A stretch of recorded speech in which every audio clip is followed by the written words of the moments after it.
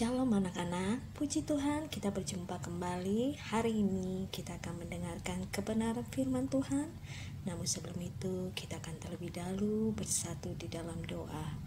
Bapa, di dalam nama Tuhan Yesus Kristus, kami mengucap syukur sebab kami ada.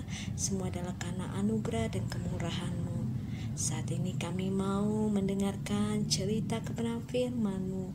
Bapa, ajar kami untuk memahami setiap kebenaran firman Tuhan yang disampaikan. Hanya di dalam nama Tuhan Yesus Kristus kami berdoa dan mengucap syukur. Haleluya. Amin.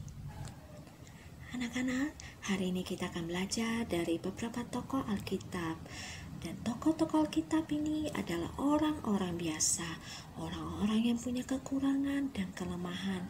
Namun Tuhan pakai hidup mereka di dalam melakukan pekerjaan-pekerjaan dan perkara-perkara yang hebat bersama Tuhan untuk sebuah tujuan dan rencana Tuhan yang indah. Yang pertama, kita akan belajar dari seorang tokoh Alkitab bernama Gideon. Siapakah Gideon ini? Gideon adalah seorang kaum yang paling kecil di antara suku Manasye, dan ia adalah yang paling muda di antara kaum keluarganya. Ia seorang pengirik gandum, rendah diri, putus asa, dan tidak pandai bicara. Namun, justru Tuhan menyebut Gideon sebagai pahlawan yang gagah berani dan mengutus Gideon untuk menyelamatkan bangsa Israel dari tangan Midian. Yang kedua, kita akan belajar dari seorang tokoh Alkitab yang dipakai oleh Tuhan secara luar biasa bernama Musa. Pada awalnya, Musa hanyalah seorang pelarian dan ia hanya menggembalakan kambing domba. Ketika Tuhan mengutus Musa untuk memimpin bangsa Israel, Musa merasa ia tidak mampu, merasa tidak percaya diri, dan ia berkata bahwa ia tidak pandai bicara, berat mulut dan berat lidah. Namun Tuhan mengurapi dan menyertai Musa, sehingga Musa diberi kemampuan untuk memimpin bangsa Israel keluar dari tanah perbudakan. Yang ketiga, kita akan belajar dari seorang tokoh Alkitab bernama Yeremia. Yeremia saat dipanggil Tuhan dan diutus oleh Tuhan untuk menjadi alatnya, Yeremia masih sangat muda. Ia tidak pandai bicara, lagi pula ia takut. Namun Tuhan mengurapi Yeremia, ia memampukan Yeremia, sehingga Yeremia bisa dipakai oleh Tuhan menjadi alatnya. Dari ketiga tokoh Alkitab ini, anak-anak, kita bisa belajar bahwa ketika Tuhan mau mengutus seseorang untuk melakukan pekerjaan yang luar biasa dan perkara-perkara yang hebat dalam sebuah rencana Tuhan, ia tidak memandang dan tidak melihat segala kekurangan dan kelemahan seseorang. Seperti ada tertulis di dalam kitab 1 Korintus 1 ayatnya yang ke-27 dan ke-28.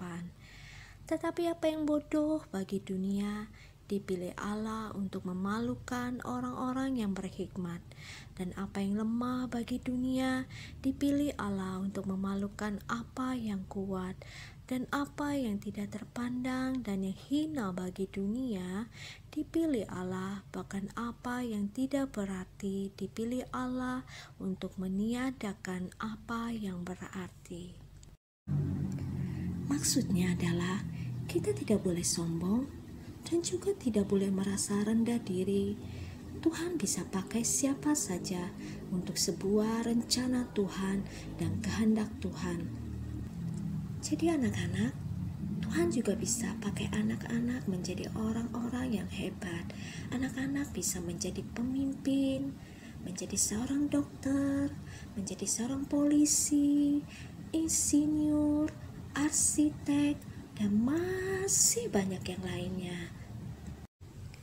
Tuhan punya rancangan yang indah atas hidup kita, seperti dikatakan dalam kitab Yeremia 29 ayat yang ke-11, sebab aku ini mengetahui rancangan-rancangan apa yang ada padaku mengenai kamu, demikianlah firman Tuhan, yaitu rancangan damai sejahtera dan bukan rancangan kecelakaan, untuk memberikan kepadamu hari depan yang penuh harapan.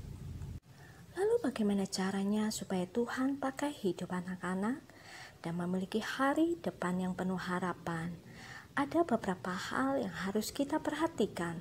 Yang pertama, anak-anak harus percaya kepada kebenaran firman Tuhan. Artinya anak-anak harus rajin membaca firman Tuhan. Yang kedua, taat kepada kebenaran firman Tuhan. Artinya anak-anak harus menjadi pelaku firman Tuhan. Yang ketiga, anak-anak harus rajin belajar, banyak latihan, dan rajin berdoa. Dan yang terakhir, anak-anak tidak boleh sombong, harus memiliki sikap rendah hati. Demikian kebenaran firman Tuhan hari ini, kiranya menjadi berkat bagi kita semua. Tuhan Yesus memberkati semuanya. Shalom.